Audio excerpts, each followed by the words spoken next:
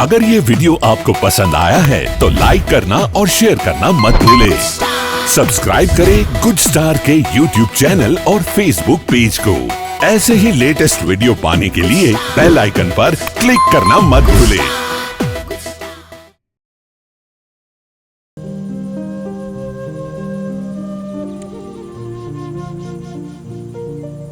ગઈકાલની કથામાં કૃષ્ણ અને રૂક્ષ્મણીના વિવાહ સૌ લોકોએ અને એ બધી કથાઓનું શ્રવણ કર્યું અને કાલે એકવાર પેલા ઓલા જાનૈયાઓને એકવાર તાળીઓથી વધાવો.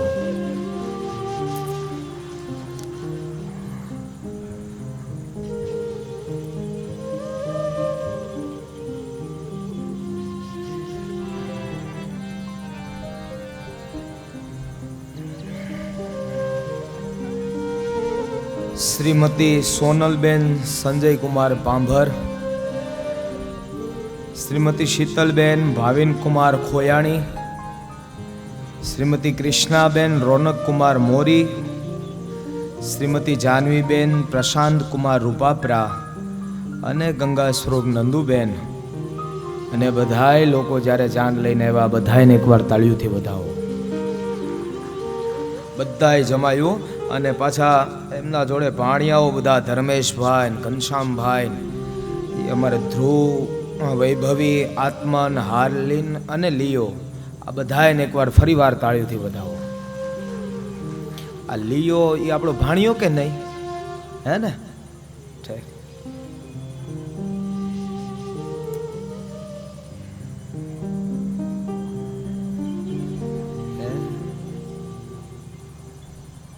હા હા, એ તો બાપા એટલે જ તે મેં ત્યાંથી તો શરૂઆત કર્યું ને, પહેલાં તાળીઓથી વધાવીએ પછી થોડોક દઈએ ઠપકો.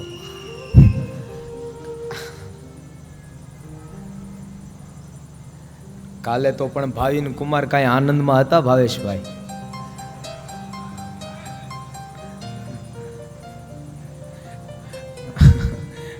અમને તો એમ લાગતું હતું કે ફરી વાર પાછી જાન લઈને અહીંયા ને અહીંયા બીજી વાર લગ્ન છે.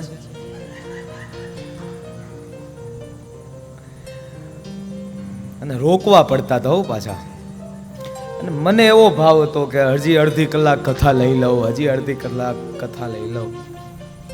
અને મેં એને પેલા પાછું પૂછ્યું હતું કે ભાઈ તમે ક્યાંથી નીકળવાના છો જાન લઈને? મેં કીધું થોડાક દૂરથી આવશે એમ. મેં કીધું આવતા આવતા હું 6:30 બોલાવું ને તો આવતા આવતા 7 વાગી જાય. શું એટલે એ ભાવથી મેં એને 6:30નો સમય આપેલો. એટલે મેં કીધું આવતા આવતા આ બધા રમે છે પાછા એટલા, એટલે મેં કીધું આવતા આવતા 7 વાગી જશે. અને બાપા એણે તો 4:15 4:30 ચાલુ કર્યું ડુગડુગિયું. અને પાછા મિલન દાદાને ફોન કરીને કે દાદા હું 200 લોકોને લઈને ઊભો છું એ કે.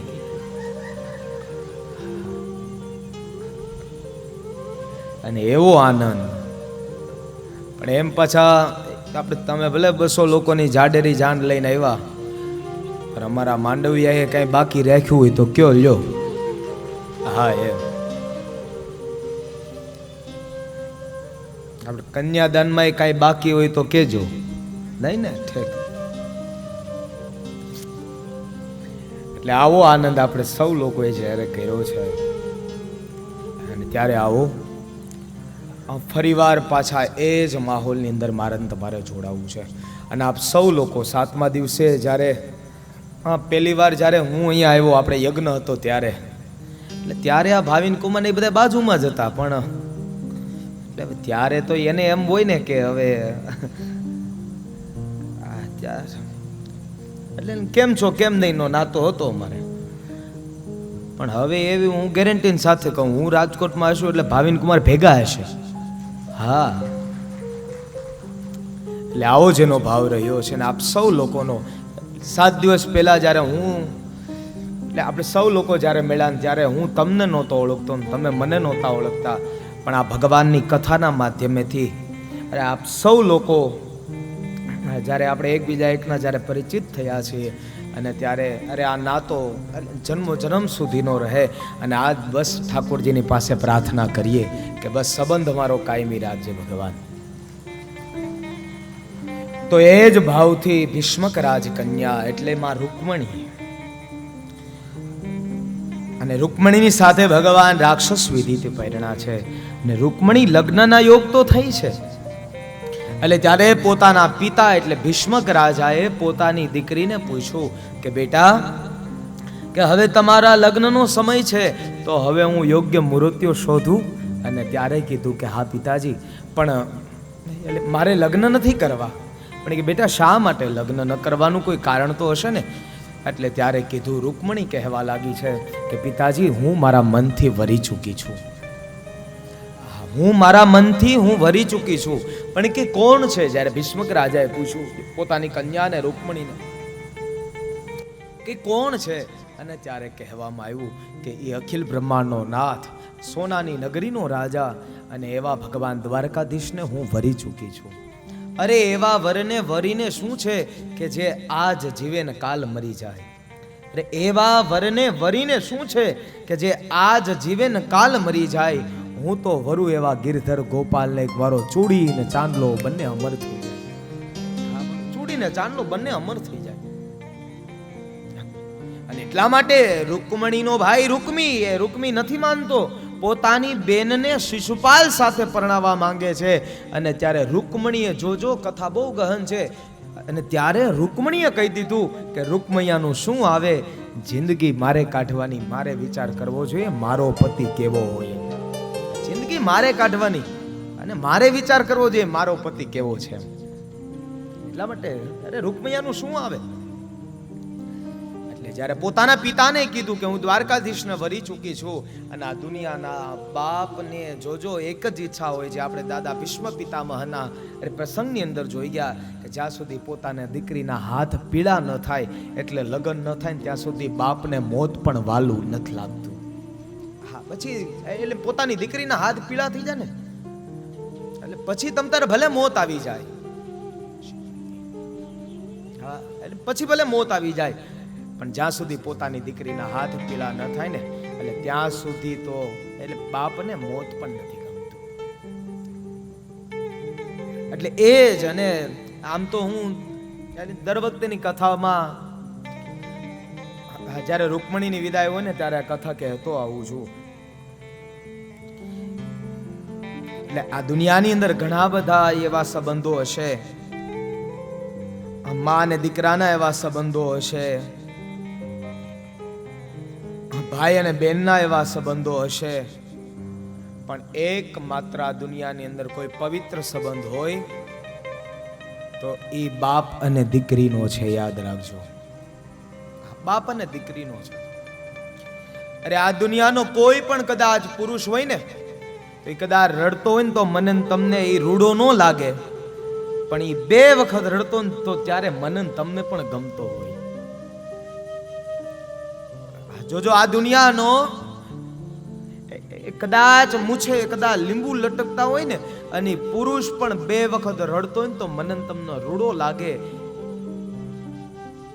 એક તો છે કે જ્યારે પોતાની માં જનેતા મૃત્યુ પામી જાય ને અને ત્યારે કદાચ પુરુષ રડતો હોય ને તો મને તમને રૂડો લાગે.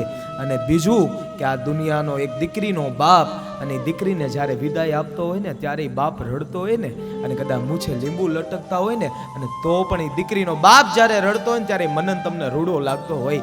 દીકરી વિદાયના પ્રસંગનું અરે આ દુનિયામાં કોઈને વધારે કોઈને દુઃખ લાગતું હોય તો એ દીકરીના બાપને લાગે છે. યાદ રાખજો, દીકરીના બાપને લાગે છે.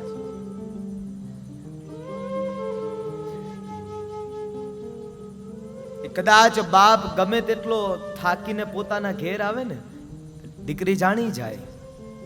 એટલે એ દીકરી જ્યાં પાણીનો કળશો લઈને આવે ને એટલે ત્યાં દીકરી જ્યાં મુખનું આમ સ્મિત જોવે ને બાપ એટલે ત્યાં એને બધોય થાક જે બારનો લાગ્યો હોય ને બધોય થાક એક બાજુ પડી જાય.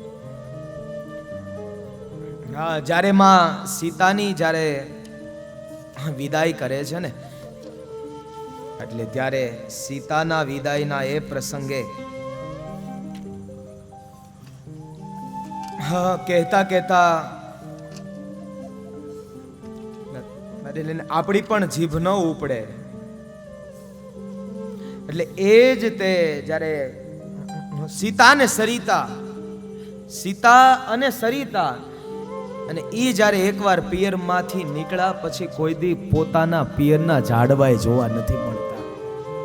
હા, જોજો દીકરીને કદાચ તમે દૂર આપશો ને સાસરીએ, અને કદાચ કોઈ કેમ કહેશે ને આપણી બેન જ લઈને બહાર છે ને વિદેશમાં, એટલે એ કદાચ ત્યાંથી કોઈ કેમ કહે ને કે બેન કે રાજકોટથી આવું છું ને આ સોસાયટીની અંદર, એટલે તમારા બાપુજી રહે ને ત્યાં બાજુમાં જ હું રહું છું, એટલે તો એ બેનને ત્યાં દૂર દૂર સુધી જ્યાં રહેતી બેનને પણ એમ થાય કે આ કોઈક મારા વાળું કોઈક આવ્યું છે, મારા પિયરમાંથી કોઈક આવ્યું છે. એટલા માટે કહેવા દો, એક સીતા અને બીજી છે સરિતા. અને એકવાર જ્યારે પિયરમાંથી બહાર નીકળે ને, અને કોઈથી પિયરના ઝાડવા પણ નથી જોતા. અને ઈ માં જાનકી સીતા ભગવાન રામ અને લક્ષ્મણ જેદી વનમાં ગયા, અને ત્યારે ભરતજી મહારાજ કૌશલ્યા સુમિત્રા કૈકેયીને લઈને આવ્યા ને, અને ત્યારે ભરતજી મહારાજ રામને મળવા માટે ગયા, અને ત્યારે જનક રાજા પણ આવેલા હતા. અને ત્યારે જનક રાજા જોજો જેના મનની અંદર હા જે દીકરીનો પ્રત્યેનો ભાવ છે, હા જે જાનકીને પાલન પોષણ જેને કર્યું છે,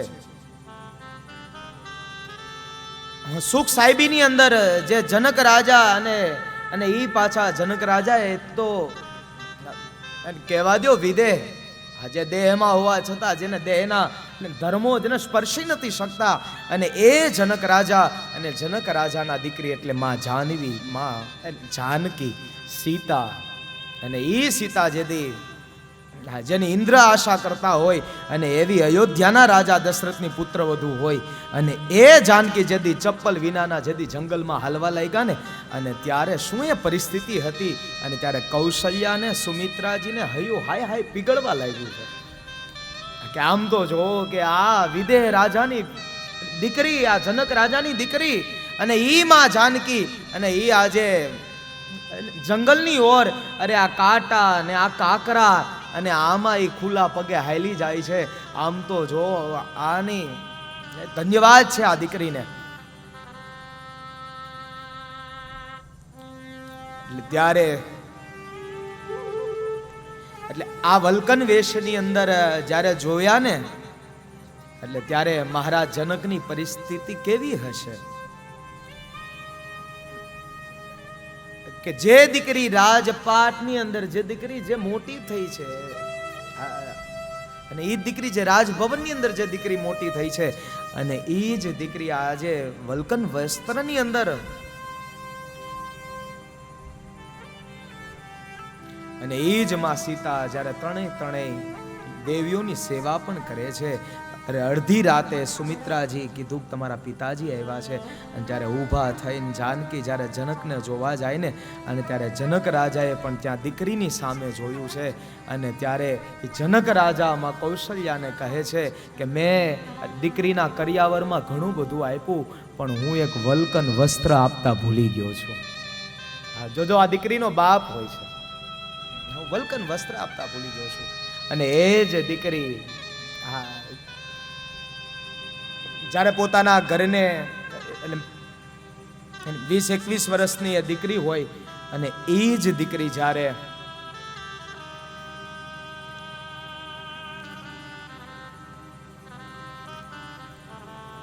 એક ખાલી હાથમાં હાથ સોંપાઈ જાય ને, એટલે એ દીકરી પોતાના બાપને એમ કહેતી હોય કે પિતાજી હવે તમે મારા ઘરે આવજો.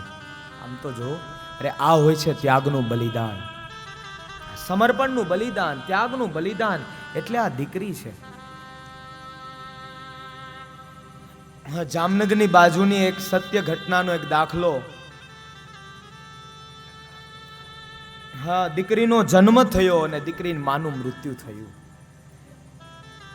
બાપને કોઈનો આધાર હોય ને તો એ દીકરી છે, દીકરીને કોઈનો આધાર હોય ને તો પોતાનો બાપ છે.